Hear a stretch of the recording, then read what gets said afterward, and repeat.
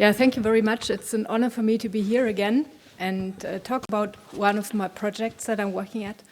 I'm a consultant in data science and statistics and also AI.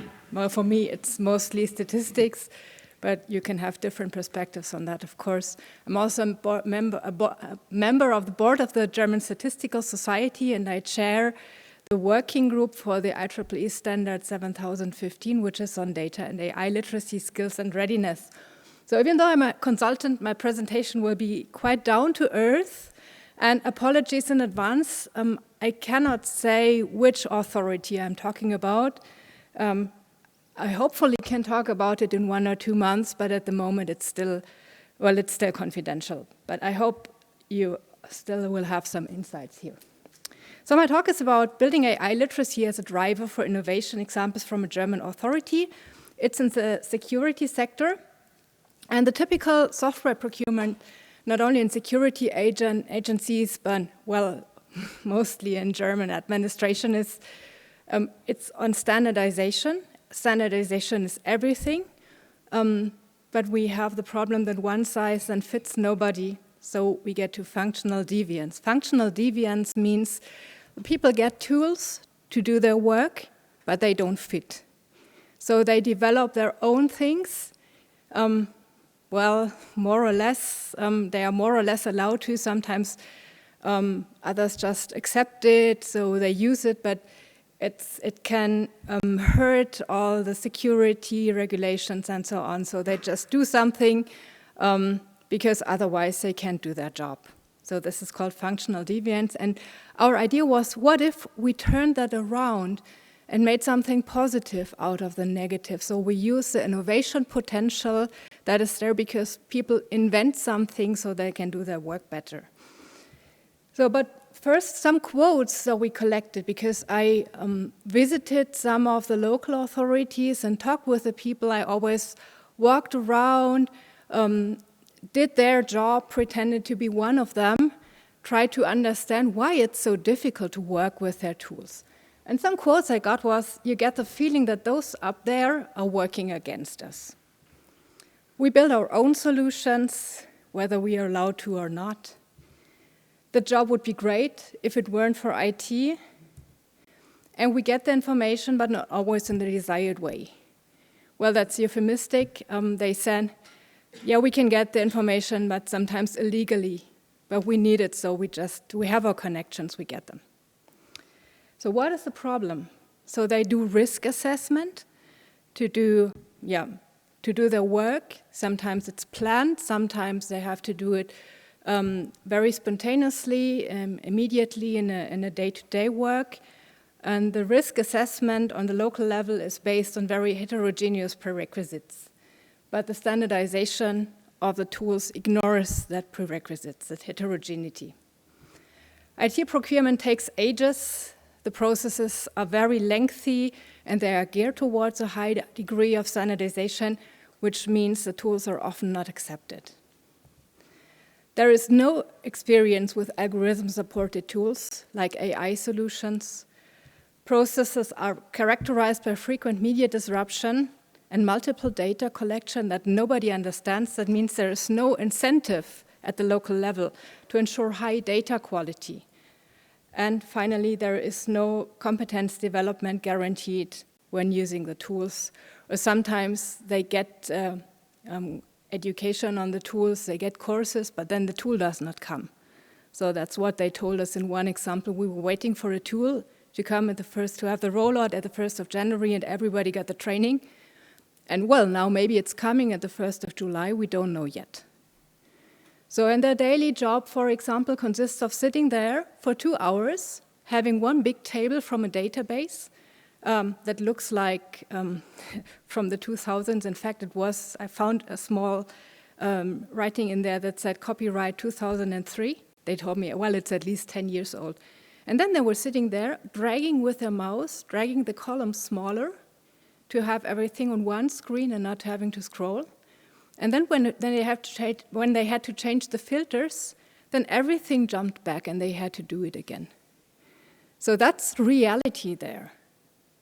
And reality is not, oh, I need a development, I need an environment that I can tell, oh, I need an app that can count my repetitions when I do exercises.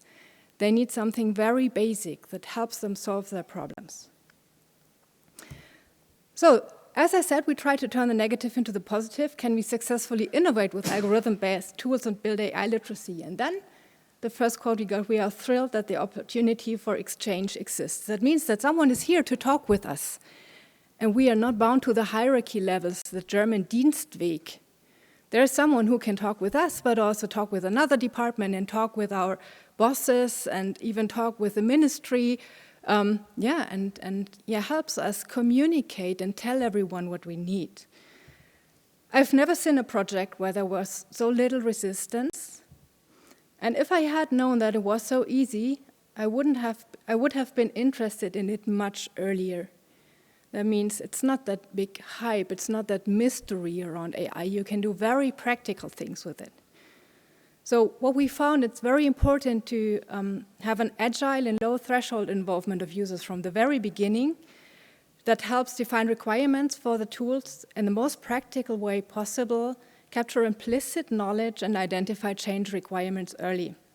So we did this with a co-creative brainstorming, specification, development of prototypes in smart data labs, that's how we called them, while we were also building competence. That means everyone was working together or is working together to develop prototypes so we can guarantee that what we develop there is what is really needed, but also the people who work with us, the government officers, they build their competence and they build AI literacy and data literacy. Then we test and improve the prototypes in real-world laboratories at the participating units at the local level, on site, and only then procurement or development of the tool starts. It's only after the prototypes have passed this real-world practical test.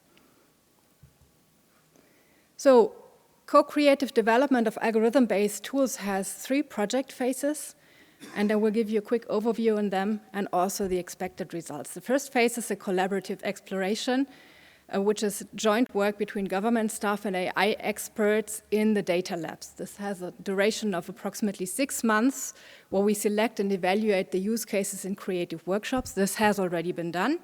Now we are in the development phase of the prototypes, and then they will be evaluated and selected for the field test, for the practical test. The focus here is a high relevance and at the same time high feasibility. That means we want to capture the low-hanging fruit here. Second phase is the testing under scientific supervision. So we will also have a research project together with the Ruhr-Universität Bochum and the DHWB in Stuttgart, both German universities. So the duration here is about 6 to 24 months, depending on the complexity of the projects, where they use the prototypes in the selected local authorities. We want to collect regular and structured feedback, mostly on the functionality. That means on technical functionality, usability, and so on. And there will be an ongoing development with the stakeholders from the first exploration phase. The focus here is on ease of use and identification of vulnerabilities that might prevent adoption. And the third phase is then the procurement in cooperation with ITZ Bund, which is the software provider of the German government. Of course, we communicate with them already so that they are prepared for working with us and that they also support the project, but they will be commissioned only after the specifications have been developed and refined in the first 2 phases. And also in the third phase, we want to establish processes for the user feedbacks as we have started in the first 2 phases. The focus is here then on stability, on security, on standardization. That means the system integration, authorization, concepts, user management, and so on. And finally, the expected results, of course, we want to have tools, AI-based tools that can be used in practice. But also, we want to better understand and exploit the data potentials and also the data limits. We want to build digital data and AI skills together, and finally improve the networking between all the authorities involved on the local level, on the federal level, other authorities involved, and also partners from the civil sector. So I've chosen a few examples of the selected use cases. They are not that sexy, at least few of them, but they are what is really needed and what AI really can help you to do. The first one is data quality assurance. So the data is, to put it mildly, it's bad. So we need an algorithm-supported data quality assurance because people do the assurance and data cleaning manually. And most of it can meanwhile done by AI or by algorithms, so looking for inconsistencies, data gaps, and so on. So we will do this on central databases where we already have access to. And it's not rocket science. It's something that really can be done and something that's very, very helpful for everyone. And it's the basis for everything else you want to do with the data. Second one is to create a dashboard, a general dashboard for the local risk analysis based on central data collections. Because all the local authorities, they should do local risk analysis. Some do it with Excel, some have their own dashboards. Well, it's not comparable. You cannot compare it over time. You cannot compare it between the local authorities. And if they want to be more efficient, which is the goal of this project, or it's a background, well, they need something that allows them to monitor and compare what they are doing, because otherwise they cannot manage or optimize it. So that's the second. And also there are some ideas that we can use the dashboard as well to create predefined reports for different target groups, so very short daily reports for daily work, but also maybe monthly reports or yearly reports and so on. Third one is pattern recognition in databases to create risk scores and identify, let's say, risky objects. It's difficult to talk about it without telling whom I'm talking about, but it's about pattern recognition, and we want to do it in a very visual way. So we found a software which is based on self-organizing maps, which is a certain type of neural networks, and that's it seems that it gets the acceptance that they need. And finally, algorithm-supported media evaluation. That's where we can also use large language models, knowledge graphs, and other tools. So this is more experimental. There are only 1 or 2 local authorities that are interested in that, but it's something where we can try a more sophisticated AI algorithms just to see what can be done, maybe in the future in 2 or 3 years. So we also have some preliminary research results. We found that there is an extraordinarily high innovation potential of the specialists on site. We just have to collect it and bring it to work. But there is also something like, we often heard that statistics is something foreign. It's disconnected. So at the end of the day, they say, oh, we have to do the statistics. What did we do today? Okay, let's guess. I think it could be roughly. Okay, then they put it into the databases and into the forms. And then someone at the top looks at it and say, wow, yesterday they had 13, today they have 15. What was going wrong yesterday? Both is just an estimation. But this is, it's somehow unrelated to what they do in their daily work. The drivers here are the technical barriers, there are media disruptions. So sometimes they have to fill in a form, then they print it out, type it into another form, and then finally type it into an Excel sheet because they need it for different purposes and they are not connected. The computer capacities are not sufficient. That's a problem, and the result is that while the data is rather imagined than collected, it's not an optimal data collection behavior that has an impact on the data quality, and then everyone knows that the statistics is worthless because the data is just imagined. So they don't believe in statistics, and they think, so why should we contribute more to statistics? So it's a vicious circle.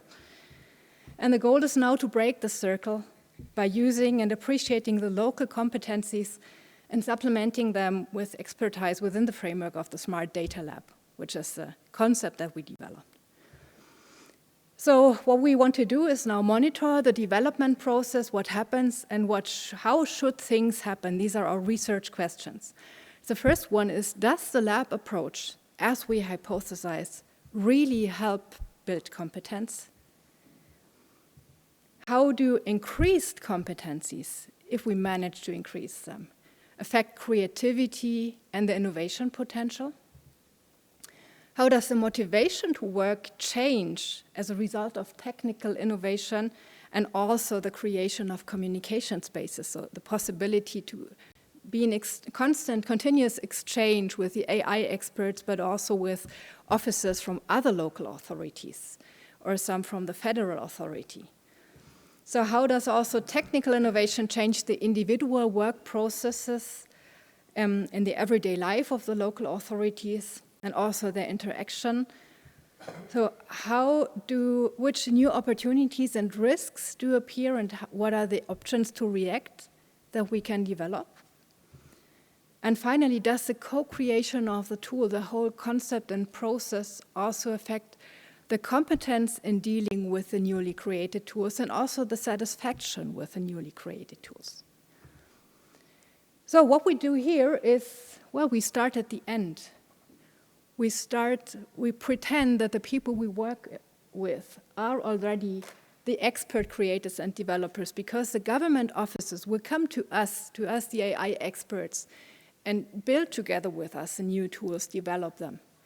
And that's how they learn from the beginning to understand and recognize what they are doing, then to consume, provide, collect, manage, protect, evaluate, and analyze, and bring it back to their environment, to their local authorities, and hopefully then create more awareness. So that's the idea.